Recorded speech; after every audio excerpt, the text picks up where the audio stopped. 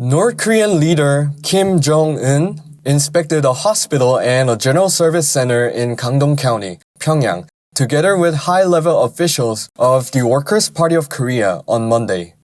According to the Korea Central News Agency, Kim oversaw the outpatient department, operating room, ward, and underground parking lot of the facility, and stated that this very construction is a gigantic revolution that can overcome the current backwardness of public health, which lags behind all other sectors. He said the new facility will help promote public health, of which he described as the area with the most extreme disparity between urban and rural regions. Kim added that in addition to modernizing medical facilities, it is also important to enhance the overall medical capabilities of the country. He emphasized the systematic and scientific training of medical staff and the strengthening of the drug supply system.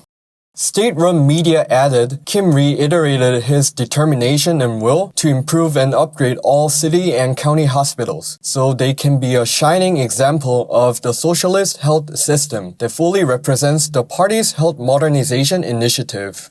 Kim participated in the groundbreaking ceremony of the Gangdong County Hospital in February and again toured the site 4 months later to check up on the progress made.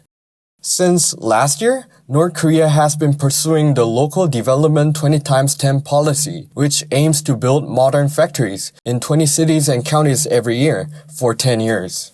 Starting in August, the scope of this local development policy has expanded to include hospitals, science and technology distribution bases, and grain management facilities.